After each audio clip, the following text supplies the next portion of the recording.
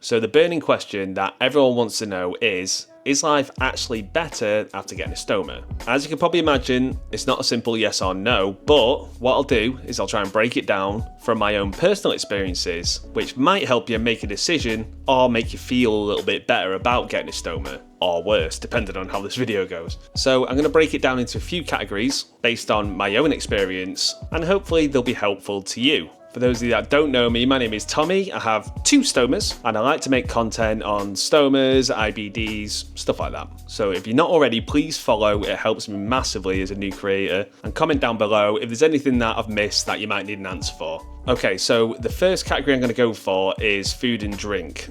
So a little background about why I got a stoma is I had ulcerative colitis, pretty severe. No medication seemed to work for me, so I had a rough 5 or 6 years. When I had ulcerative colitis, I couldn't eat certain foods because they made me flare up, even though I was in a flare up pretty much all the time anyway. And drinks like coffee and fizzy drinks, soda, whatever you want to call them, I basically couldn't go near them, which is probably a good thing because they're not that healthy. So, is it better now I've got a stoma? The short answer is yes. The long answer is with food and drink, I can now pretty much eat or drink whatever I want with some limitations. There are some foods that can cause blockages. I've made a video on this before, but just to skim over it, I'm not going to name which foods because it's different from person to person. You can Google it, you can get the information pretty easily. I've not had a blockage yet, touch wood, but you need to be careful with things like mushrooms, nuts, stuff like that. So what I had to do is I had to introduce these into my diet slowly, not eat too many of them and just chew a lot. But food-wise, I can pretty much eat whatever I want. I've not had any limitations yet. Drink-wise is pretty much the same as well. The downside of being able to eat or drink whatever I want now is I can eat or drink quite unhealthy things and get in bad habits. Same as any person. But when I first had my stoma surgery and I recovered quite well, food and drink I went mental with. I just ate whatever I wanted, a lot of bad things for you, but it's nice to have the choice. So I'm going to give that a point to having a stoma. Again, it depends why you got your stoma. I had mine because of ulcerative colitis, so I was limited before I had my stoma, so I'm going to give that a point. The next one is social life. So when I had ulcerative colitis, I avoided socialising as much as I could. The reason is because I didn't know when I need to go to the bathroom, and it's a little bit embarrassing. So going out for food with people was a bit of a nightmare because I could eat something and instantly need the toilet. So I'm running to the toilet every 5 minutes and I didn't really want to admit what was going on. The same as if I wanted to do any outdoor activities. I like kayaking, I like hiking. Obviously I couldn't do these things without massive anxiety of whether I'm gonna poop my pants. So fast forward 5 or 6 years to now, I've got the freedom to pretty much do what I want. There are, again, some caveats to that. Say we'll use the kayaking example. There's only a certain amount of time that I can go kayaking without emptying my bag. So, you know, I need to empty my bag every like 2 to 4 hours maybe. So it does limit the amount of time I can be out in the water, but I think most people would probably need a wee by then anyway, so, you know. But because that urgency has been removed, I've got a lot less anxiety about going out and doing the things that I love to do and doing them with people that I love to see. So now I find myself trying to plan more things, book more things, because I've got way more freedom to be able to socialise and enjoy my life with my friends, my family and my wife. So I'm going to give another point to social life now I've got a stoma. The next one is a little bit heavy, but don't worry. I'm not going to go all deep on you. The next one is self-confidence and mental health. Now, as you can probably imagine, having a stoma does affect your body image and your body confidence. You've got a bag of poo hanging off your stomach.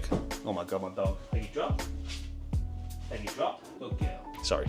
So there are obvious challenges with that with your body confidence. So all I can say about that is it does come with time. You need to learn to love your body again because it's changed. You've got scars, you've got a bag hanging off you, but you will get there. And if you don't get there and you're struggling, there are support groups out there that will help you. I know there are local support groups near me So speak to your stoma nurse and see if they've got any support groups near you, specifically for people with stomas.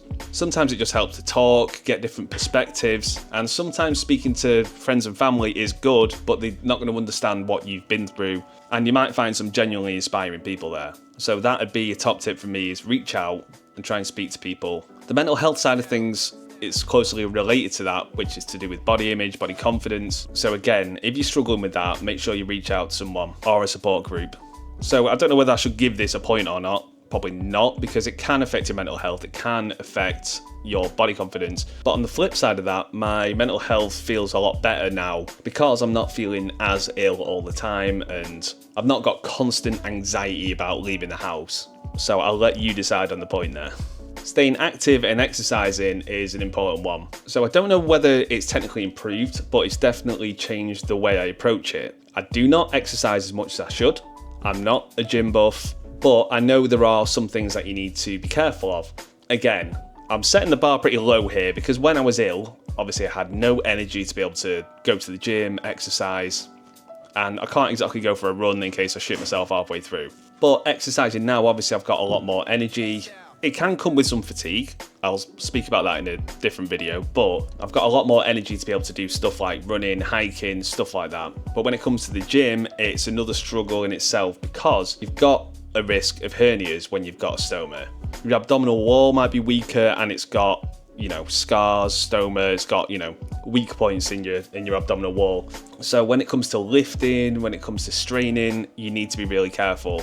I'm not a gym buff, so I'm not going to pretend that I know what to tell you here. But what I'd say is make sure you wear a decent, sturdy support belt, nice and tight, make sure you're nice and supported, and work your way up to it slowly. Start off with low weight, higher reps, and build your way up that way. Cardio isn't as much of an issue because you're not using as much of your abs or your core. And also a lightweight support belt can help the bag flapping around while you're running. So I think it's a draw on that one because before I didn't have the energy to exercise, now I need to be a lot more careful.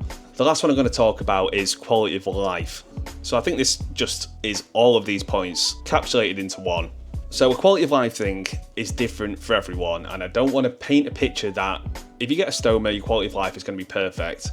For me, it was the right choice because my quality of life before, couldn't socialise, felt awful, constantly in the hospital getting blood tests and biologics, stuff like that. But there are complications that can come with stoma surgery.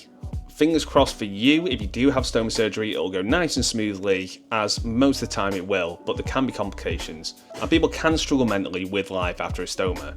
So I'm not going to say life is better once you get a stoma. I can give you my own personal experience where it's opened up a whole new world for me and it's made a massive difference. Let me know in the comments whether your life has been improved by this or if you've had any struggles. And don't forget to follow for more conversations around stomas, IBDs, stuff like that. See you in the next one.